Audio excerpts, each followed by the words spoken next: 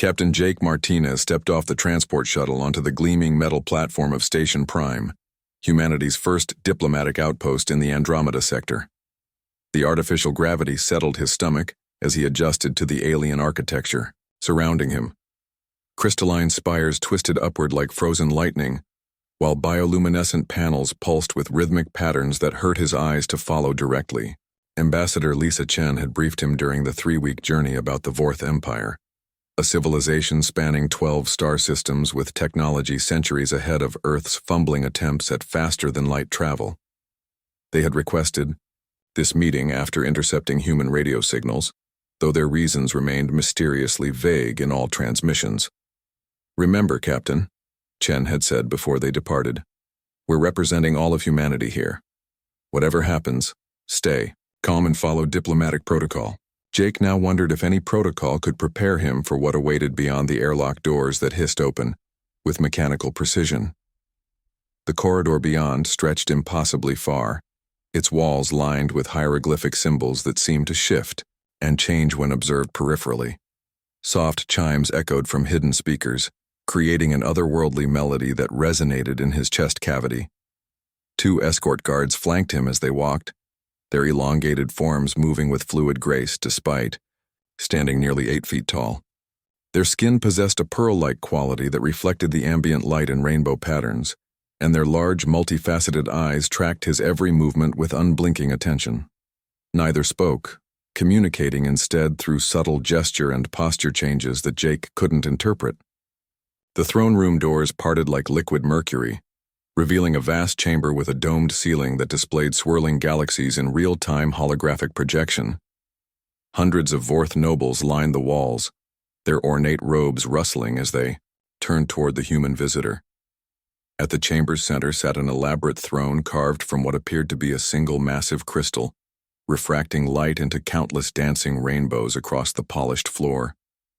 Queen Vera rose from her throne as Jake entered, her movements possessing an elegant authority that commanded immediate attention. Her crown consisted of floating geometric shapes that orbited her head in complex mathematical patterns, while her robes flowed like liquid starlight. She stood a full head taller than Jake, her presence filling the enormous space with regal dignity. Jake stopped at what he estimated to be a respectful distance and offered a formal bow, exactly as the diplomatic briefings had instructed. The Queen's large eyes widened slightly, and she tilted her head in a gesture that somehow conveyed both surprise and recognition. Murmurs rippled through the assembled nobles like wind through tall grass. Then something unprecedented happened. Queen Vera stepped down from her throne platform, her floating crown descending to hover just above her shoulders. She approached Jake with measured steps, each footfall echoing through the suddenly silent chamber.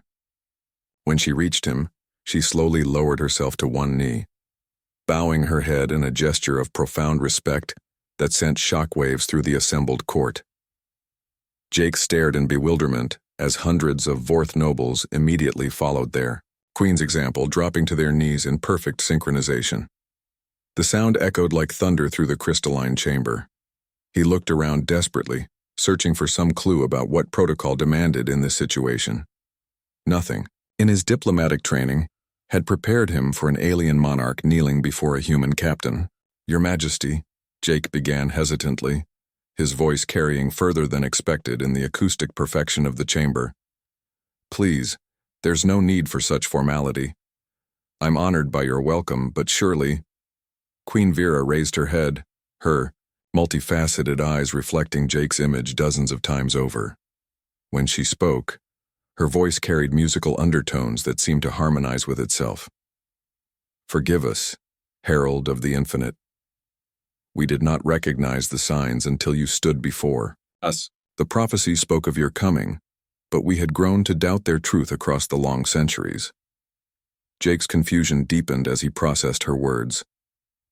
"I'm afraid there's been some misunderstanding, Your Majesty.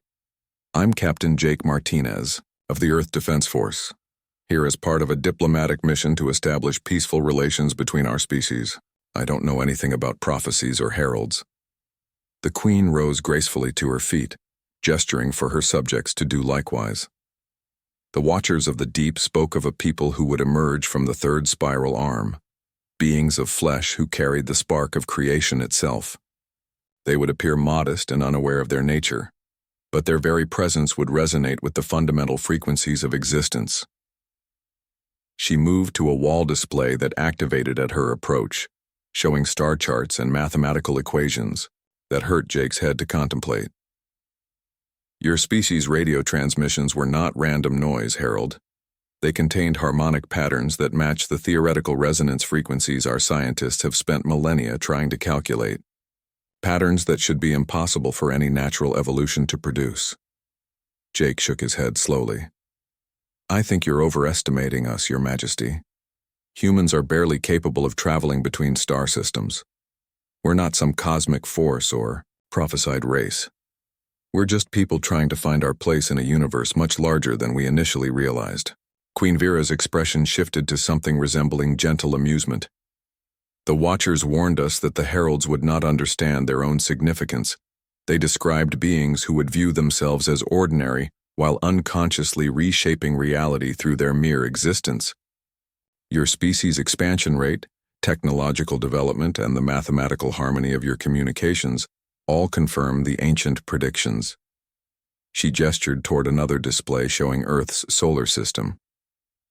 In the 2 decades since your first radio broadcast reached our territory, 17 different civilizations have reported unprecedented developments. New technologies, solved mathematical theorems, breakthrough discoveries in fields that had remained stagnant for centuries, all occurring in a perfect spiral pattern radiating outward from your home system. Jake felt a chill run down his spine as the implications began to sink in. You're suggesting that humanity is somehow unconsciously influencing other civilizations just by existing? Not influencing, Harold. Awakening. The universe has been waiting for a catalyst, a species capable of bridging the gap between organic intuition and cosmic mathematics. Your people possess something our combined civilizations have lost across eons of technological advancement, the ability to find elegant solutions through apparent chaos. The throne room fell silent, except for the soft harmonics emanating from the wall displays. Jake looked around at the assembled nobility, their large eyes focused on him with expressions of reverence and expectation. He felt the weight of their beliefs pressing down on him like a physical force. I still don't understand why you knelt, he admitted finally. Queen Vera smiled, an expression that transformed her alien features into something almost familiar. Because prophecy states that when the heralds arrive, those who show them proper respect will be granted wisdom to navigate the changes coming to our galaxy. And because, Herald of the Infinite, your people represent hope for a universe that had forgotten how to dream. Jake stood there, processing revelations that challenged everything he thought he knew about humanity's place in the cosmos. Outside, the crystalline wall stars continued their ancient dance, unaware that their patterns might soon change forever.